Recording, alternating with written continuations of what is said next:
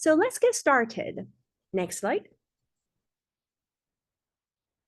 So for this session, this is our very first time we try to feature different case studies in one session. So I'm going to give a very short introduction why low moisture food safety is even a thing, why it matters, and why we should care about it.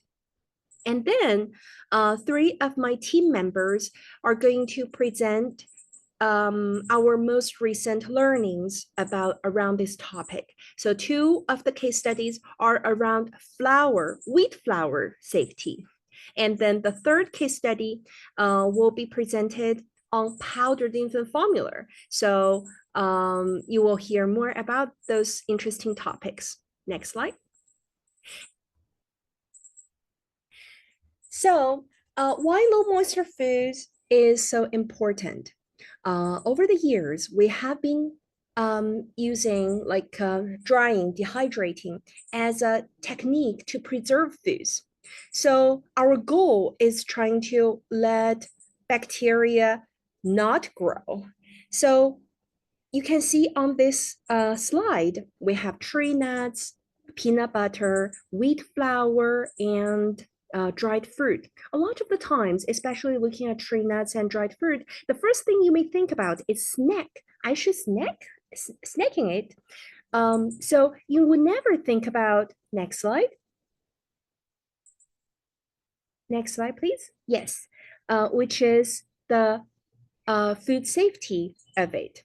However, that is not true because in the past years, we have observed multiple outbreaks, recalls associated with low moisture foods. They can be peanut butter associated with salmonella outbreak, ground black pepper associated with salmonella, walnuts associated with E. coli, etc. Next slide. So those outbreaks and recalls created a huge public health and economic burdens. So getting people sick from the cost related to healthcare, productivity, as well as very sad events, we would lose babies from those outbreaks. And then it also creates a heavy burden on our industry. So some previous papers help us estimated a huge recall cost, loss of sales, as well as corporate value loss during those events. So if you remember, now we say about 3 years ago, there was this large outbreak recall of powdered infant formula. So the parents could not even find powdered infant formula in supermarket. So the disruption of supply chain can be devastating for those families with newborns with infants who are fed on powdered infant formula. Next slide. So a lot of the times we got questions when we work with consumers. So they would ask us, okay, so what are the pathogens we need to be careful about? Yes, salmonella. You've seen salmonella repeatedly on those low moisture food outbreak cases. But a lot of the times it also puzzles them. If it's salmonella, just tell me to use food thermometer, right? So that's what we are targeting the chicken, why we need to cook chicken at 165 Fahrenheit. Can I cook my wheat flour to 160 Fahrenheit? So it depends. It can be quite complex when it comes to a different food matrix, especially when it comes to low moisture food matrix. So the heat resistance of salmonella increases with the lower decrease of water activity. A lot of the times, those TikTok, those hacks, unfortunately, they are not validated processes for home kitchen. And also pathogen persistence. So many pathogens survives in the dry processes, and people don't understand the fact that wheat flour, as fluffy, as clean as you may perceive, it's actually a raw food commodity. And microbial contamination, especially when it comes to dry powder, when you handle it, inevitably, a lot of those powder will fly to places. Sometimes it will be hard for you to clean. Next slide. So that is one of the reasons why we conducted some earlier surveys. And we did find that consumers, as we expected, they have a higher risk perception of getting foodborne illness from high moisture foods like raw meat, raw milk. However, click, you will notice that for the low moisture foods, the consumer's risk perception was much lower. They are less worried. So the behavior can be looser around those food products. Next slide. So let's get started with wheat flour. So I'm going to invite my team member to present their recent research projects on flour safety. So, and then we're going to, I'm going to organize, after the three case studies, I'm going to organize a Q&A in breakout rooms. So let's get started. Thank you. Thank you, Dr. Feng. Thank you, everyone, for joining us today. My name is Elma Kontomenu. I am a PhD candidate in Dr. Betty Feng's lab. And as she mentioned, I will kick off this presentation with what I have been working on currently when it comes to flour safety. And the major area for us is communicating flour safety through message designs. Next, please. So over the years, we've been seeing a lot more of outbreaks and recalls related to flour and other flour-related products. So in the past 20 years, we started seeing it come up a little bit more. And over the 10 years, it's been more predominant than we are used to. So as educators, as researchers, this becomes a place of interest for us to now look into. Next, please. So for our area, we are the Food Safety Human Factor Lab. So our interest is more into looking at the human's perspective when it comes to flour safety. So we tend to look at things like communication, consumers' perception, and we looked at the wheat flour communication that has been done, efforts been done for consumers. And we can see that when it comes to companies and even some institutions, we've been able to see some work being done, which is some information being given out. As you can see with what I've shown here on some brands, you'd see things like do not eat raw dough or butter. When you go to FDA, they have best practices, handling tips. So these are all efforts being made as to help curb the issue of wheat flour related outbreaks and recalls. Next, please. However, as I mentioned, we are scientists, we are researchers, we are always interested to do better, to see what we can do in our space to communicate better to consumers. So for our lab, our journey started with these two colleagues of mine, Juan Achila and Merlin Thomas. They started the studies on wheat flour when we started having the recalls and the outbreaks. They started to see what are consumers' perceptions when it comes to wheat flour. What are their perceptions when it comes to the messages that is out there? Is it accessible? And how effective are these messages in communicating to consumers? So Ashila's study, he actually did a national survey, a consumer survey to see consumers' perception and their knowledge. And then Merlin, on the other hand, she did an accessibility test. She wanted to see whether consumers would actually be able to see the current messages we have on current commercially available packages using a technology called eye tracking. So eye tracking technology, one of my colleagues' hand would go further into that just to give you a better idea of that. So next, please. From these two studies, there were some key takeaways from these studies. We found out that most consumers were unaware of the outbreaks or recalls related to flour. And then we also realized that the messages and on these packages were also not as effective in communicating the message. We found out that the consumers couldn't even find these messages to even read them.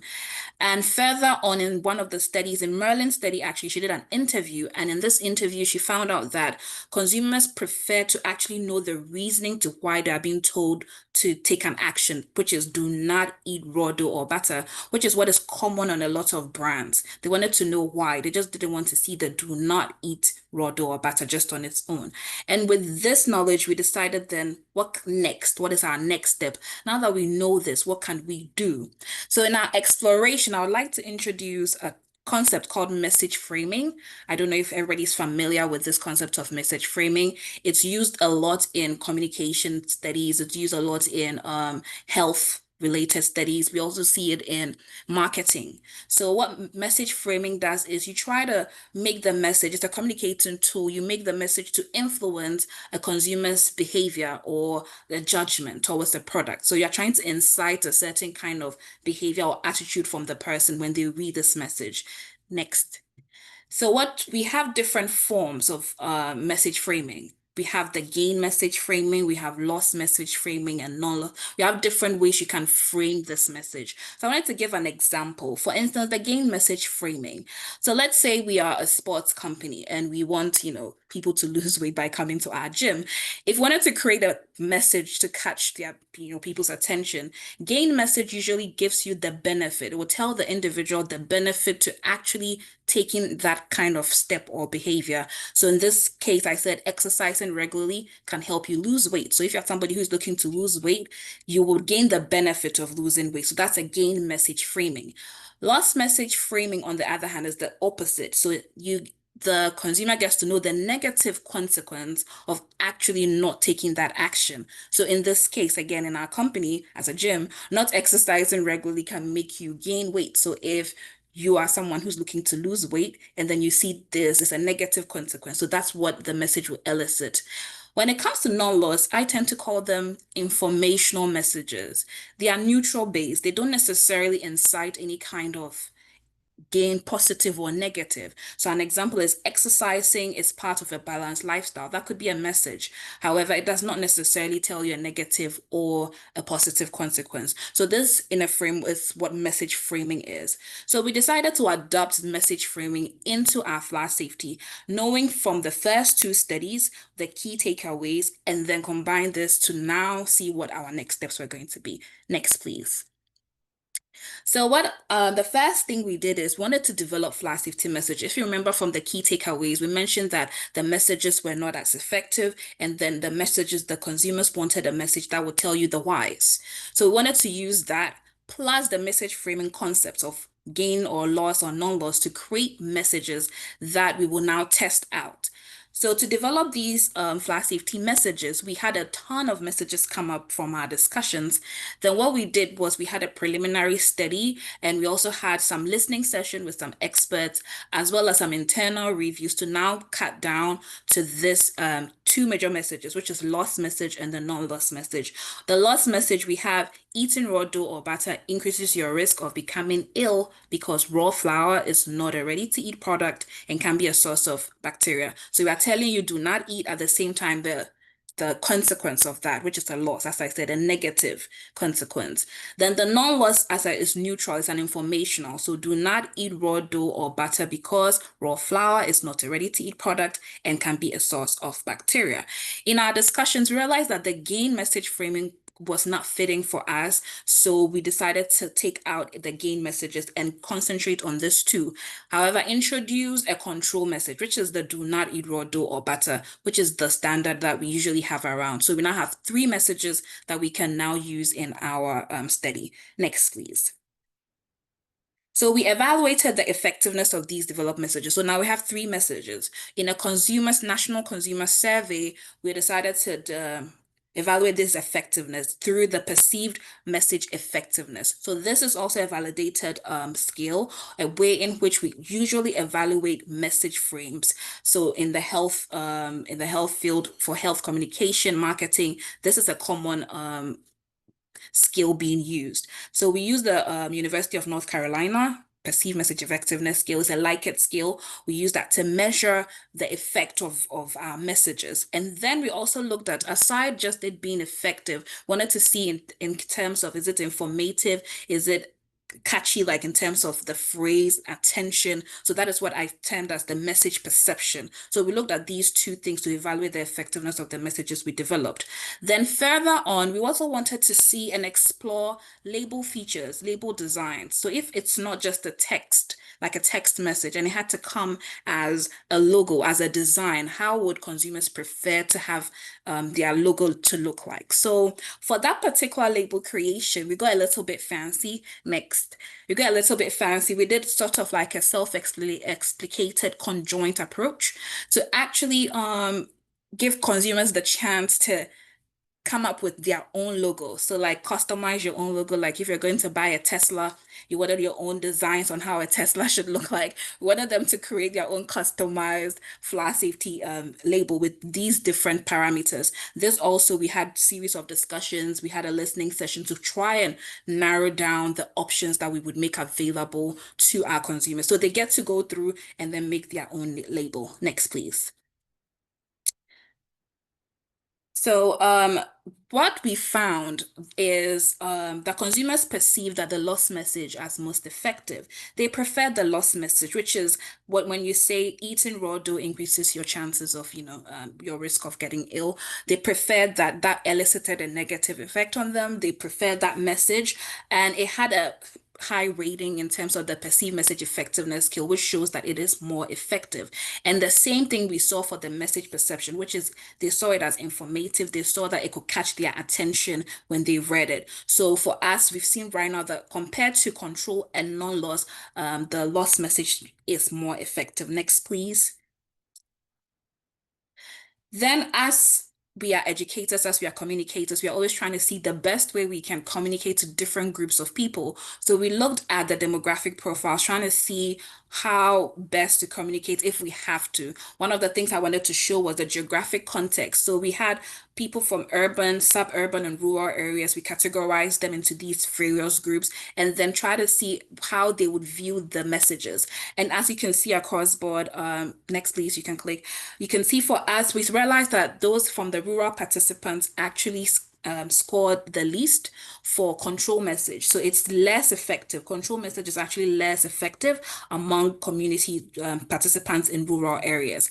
And then we realized that in general, click please, consumers in urban areas consistently gave higher scores compared to those in other areas throughout. And as much as loss is still the most prominent, we realized that they scored it higher. It could be that, more information, or they tend to be more exposed to things like this or be interested in messages like this. So I just wanted to show the need of, targeted audience when you're trying to send out your messages, how to target. So we wanted to see that. Next, please.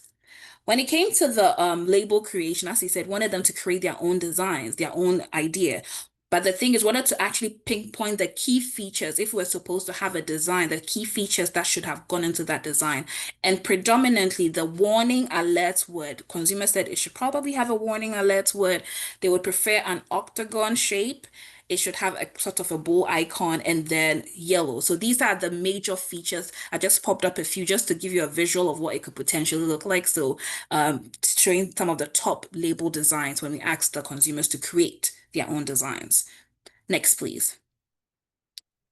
Further on, we then asked them, okay, where should this message be placed? So this is a 3D model we showed to the participants, and they had to look at these various places where the alphabets are placed, the potential place we could put a fire safety message. And then we realized that, next please, most of them, of course, said the front. Everybody wants the front label where this label should go. However, I also wanted to point out, next please, that people also wanted the back, which is near the ingredient list. Next, to highlight that, yes. That is also a potential place because currently most of these messages are actually at the back. So I wanted to also point out that consumers wanted it to be back, preferably near the ingredient list, because that would draw their attention. Next. So then the question is, what next for our lab? What are the next steps after having this information? What do we do with it next? So I'll hand it over to my colleague Han to tell you what our next steps are. Thank you. Thank you, Elma.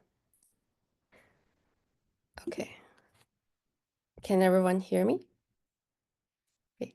Thank you. Hi, everyone. My name is Han Chen. I am currently a postdoc in the lab, and I will continue the conversation on flower safety and focusing on how can we optimize the accessibility of flower safety messages using eye tracking technology.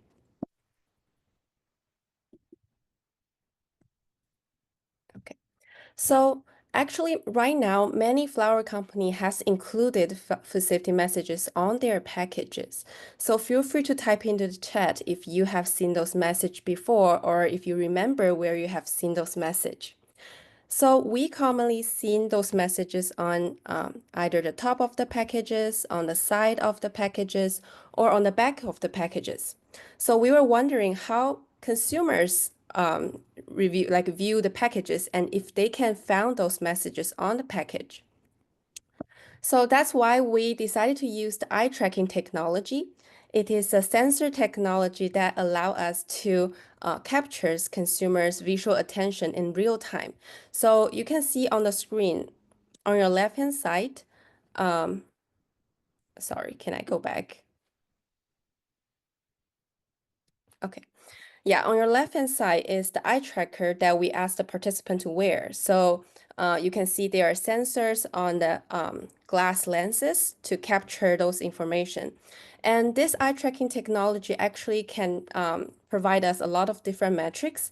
So the three metrics we use the most is what we call fixation count, is how many times the participants look at the area of interest. So it can be nutrition label, it can be recipe, and in our case, it's the flower safety messages. And then fixation time, that's how long does the participants look at the area of interest, and time to first fixation, that is how long does it take for the participant to look at the area of interest.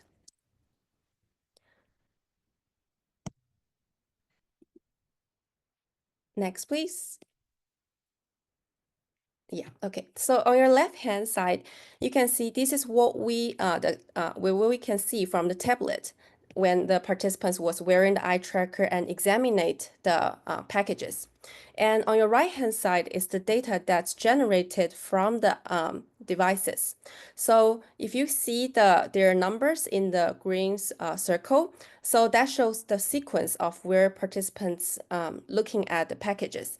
And the bigger the circle is, that means the longer they spend on that areas. So now I want to dive a little bit deeper on our preliminary study that's led by Merlin. And the study objective was to evaluate the accessibility of flower safety messages on the commercially available packages. And we start from selecting 10 different flour or baking mix packages that's commercially available. And 5 of those packages has short food safety messages. So we say that only have one sentence. For example, do not eat raw dough. And 5 of those packages have long food safety messages that has more 2 sentences or more. And so, for example, it's like, do not eat raw dough. Please cook fully before enjoying. And we ask the participant to complete the pre-survey, so we select those eligible to further complete our eye tracking study. So we ask the participant to wear the eye tracker and find the flower safety messages on the packages. And we also asked them to rate the message they found on a Likert scale to see if that's the message they like. And then they further completed the post-survey and interview to understand what's their experience and perceptions of flower safety messages.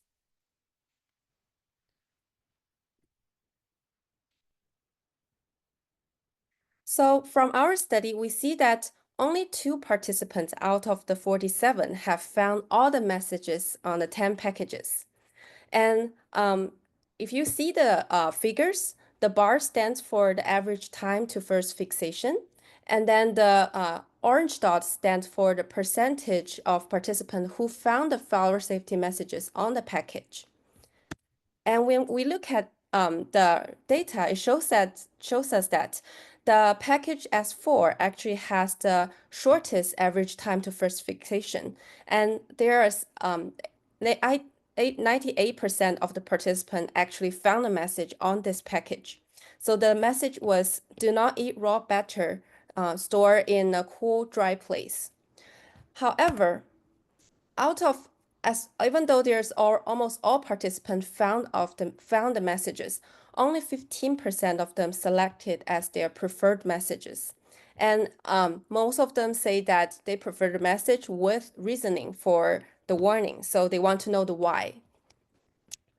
So in contrast to the S4, we see that S5 actually has the longest average time to first fixation, and less than 30% of the participants were able to find a message on this package. So we were thinking, what are some other factors that could affect the accessibility of the flower safety messages? So we hypothesized that the size of the font may be impacting the accessibility. So that's why we measure the type size of the safety messages on those packages. And you can see on the figure, the purple dot stands for the type size of each packages. And actually for package S5, the font size is quite average, as you can see on the screen. So it's 2 millimeters. And so that's why we were thinking, what could be some other factors affecting consumers' visual attention and what they are looking at before they even found the food safety messages. That's why we dive deeper and look specifically on the package S5. So on your right-hand side, you see the layout of the package. And most of the participants actually first look at ingredient table that's near the top of the packages. And then a lot of them were focusing on the baking instruction, which is the major part of the in the back of the packages. And then some of them finally been able to find the food safety messages that's in the left corner of the baking instruction. And even though we know that we see that the type size is quite average, but it is really small comparing to the baking instruction. So that's from this study, we learned that, the accessibility of those messages can be affected by, their placement. And then if they have design and there's like the amount of distraction around those messages. So as the next phase, we are trying to optimizing the message accessibility. So our research question is, how do message design and placement of flower messages, how flower packages influence consumer visual attention? And we had 4 different label design that's informed by the consumer survey that Elma just shared earlier. So we have text only, and then text plus warning title, text plus shape, text plus shape and warning title. And then we have 3 different label placement that's preferred by consumers. So first is the front top of the package, and then the front bottom of the package that's near the net weight, and then the back of the package that's near the ingredient list. So we actually made them into mock packages, as you can see on the screen, and we piloted at our Spring Fest, where we have different consumers and family come participate in activities. And we asked the participant to examine the flower packages and ask them if they have seen the flower safety messages. And only 3 out of the 24 participants we had did not see the messages at all. So as we continue with the formal data collection plan with general consumers, we are trying to ask the participants to do visual assessment of only one of the mock packages and wearing an eye tracker, so then we can have an accurate assessment of each package. So we'll have a total of 12 different combinations with 4 labels and 3 placements. So before we ask the participant to do the visual assessment of the package, we will not disclose the real purpose. So instead, we will ask the participant to observe the package as if they were purchasing at the grocery stores. So then it will provide us with data that's not biased. And then we will further conduct semi-structured interviews and post-survey after the eye tracking session to learn about if they have noticed the flower safety messages, and if so, if they can recall where were those messages. And then we will disclose the real purpose of the study, that we are interested in looking at the flower safety messages, and further ask them questions regarding their preferences and suggestion on improving flower safety messages and their designs. So our expected outcome for this project are to identify the combination of flower safety messages and placements that could result in the highest level of accessibility, and understand what are some factors may affect the accessibility and effectiveness of the flower safety messages for consumers. So we are able to share those data with the industry, government agencies to further inform the improvement of their package design and the message design. So that's all about my presentation, and I will be happy to discuss more with you later in the breakout room. And now I will turn the floor to Suyapa. Yeah, thank you so much, Han. Can you hear me? Okay, yeah, thank you so much. So, as some of you might know, my name is Yapa. I am a master's student here in the Food Safety Human Factor Lab. I am also the program coordinator for this program, for this webinar series. So many of you might have already received email from me. And I am happy to share about my current project focused on powder infant formula. The title of this project is Exploring Caregiver Food Safety Knowledge, Perceptions, and Handling Practices of Powder Infant Formula. This is still a preliminary study. So before I begin, I would like to talk about a little bit about what are the food safety concerns related to powder infant formula. So in the US, around 70% of the infants are fed powder infant formula by the age of 6 months. However, the safety of the formula is continues to be a concern. In 2022, the CDC announced an outbreak linked to powder infant formula due to contamination with Chronobacter bacteria, and 4 cases were confirmed, and unfortunately, 2 babies lost their life in Ohio. And this outbreak, as Dr. Feng was mentioning in the introduction, this outbreak also leads to a nationwide shortage of baby formula, raising serious concern among parents who rely on formula as their baby's main source of nutrition. Chronobacter is a type of bacteria that causes severe infections in infants, especially those under 2 months old and premature infants, because they are immunocompromised. This means that their immune system are not fully yet developed, making them vulnerable.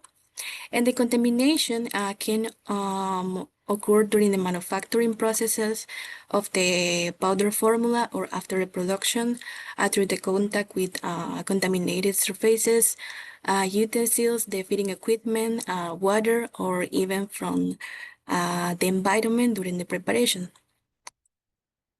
The powder infant formula is not a sterile product. This means that there is no nickel step during the manufacturing that ensures that the formula is free of harmful bacteria. And because of this, many of manufacturers include warning labels on on the package. For example, this one telling that the powder infant formula are not sterile.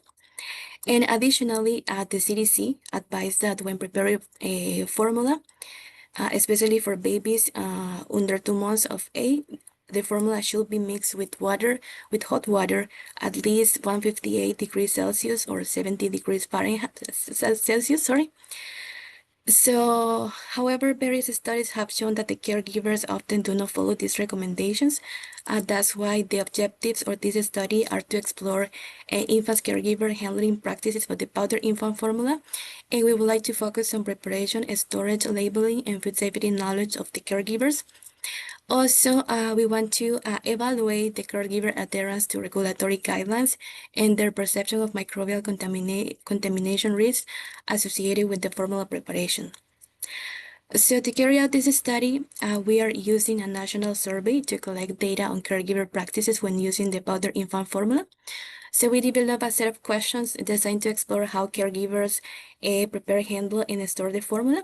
This survey is going to be distributed through Qualtrics. Qualtrics is an external online survey platform, and participants across the US are going to be recruited. To ensure the content variability of the survey, the questions were reviewed by 3 food safety experts. And right now we are currently in the pilot testing phase. So we are doing the survey with 50 individuals from the Qualtrics panels, and we are also interviewing 5 caregivers to confirm that the questions are clear and that caregivers understand before the full distribution. So to be eligible for this study, we are targeting infant caregivers. So participants must be 18 years older and live in the US, and they must currently taking care of an infant between 0 and 12 months old, and they must be the primary person responsible for preparing the infant formula. On this slide, I have outlined the structure of the survey. So we will begin with a screening question to make sure that participants meet the inclusion criteria. And then we will ask what type of meal is your baby fit. So whether it's powder infant formula, breast milk, ready-to-eat formula, or whole milk. Based on their responses, we will guide them through specific sections. For those using the powder infant formula, we will focus on, as I mentioned, preparation, handling, and storing practice. And we also are assessing the risk perception and food safety knowledge, as well as their attitudes toward labeling and communication strategy. And finally, we will collect basic demographic information to provide a context to the responses. So in this slide, I wanted to show you with more details what are the different topics or area that we are trying to focus on the survey. So in the preparation and handling and story practice, we have questions asking about, for example, what kind of water do they use to prepare the formula, the temperature of the water, what is the preparation method, also different practices about hand washing, cleaning and sanitation, sterilizing methods, how do caregivers handle the leftover of the prepared formula. Also, in the risk perception and food safety knowledge, we would like to know about what are the source of information when they look for information about formula preparation. The risk, how do they perceive the risk of the formula preparations? Also, how do they react to recalls and outbreaks? And also their knowledge and awareness of food safety practices. And finally, about labeling and communication strategy. In this section, we are looking at how parents understand formula labels, warnings, and food safety message. And also, we would like to know the preferred way to receive food safety information. So that's like the main goal of this survey. So as I mentioned earlier, we are currently in the pilot phase of the survey. So during this phase, we have identified different practices that I wanted to share with you today. So first, we found that some parents are using unheated water for the formula preparation. And as I mentioned, especially for those under 2 months old, it's recommended to use hot water. Additionally, we have identified that some parents are feeding their babies with raw milk. And we know that there is a risk of contamination of the raw milk. Also, we have identified that some of them are heating formula in the microwave, and this is not a recommended method to heat the formula because of the uneven heat can lead to burns and can be very dangerous for a baby. Also, we have discovered that some parents are storing the formula in the refrigerator for longer than 24 hours, and according to guidelines, the formula should be discarded if not consumed within this time frame. Another issue we identify is allowing the prepared formula to sit at room temperature for over 4 hours. And we consider that this is increase the risk of bacteria growth. Also, many parents find the preparation instructions as the one I show, like the package I show, they find that these instructions are unclear or not meaningful, which can lead to confusion and improper preparation. And lastly, we also identified that the main source of caregivers when receiver advice about formula preparation are friends, family, and other caregivers. So I did that this finding emphasized the importance of the improving the education, and also have more clear instructions and a better awareness to ensure that the safety of the infant formula practices. So now looking at the next step of this research process, so we will move after the pilot test, we will move to the data collection, and we are trying to target a sample size of 1,000 caregivers. And next, we will begin with the data analysis, where we will explore key factors influencing the formula preparation. So we would like to focus on what are, for example, the different in practice based on the infant age, because as I mentioned, there is a higher risk of infections when the baby is 2 months and when the baby is 2 months. And so we also, so we also want to make a comparison between the practices among parents and other caregivers. So, for example, if the practice change depending if the parents are preparing the formula, or other caregivers, like for example babysitters, nannies, or other relatives taking care of the babies. And also we would like to assess what is the impact, for example, of ethnicity. We know that in this kind of practices, we have effect of the culture and an impact of culture. So that's another factor that we would like to assess in our survey, and also other demographic characteristic. So I will be happy to share my results later, and thank you so much.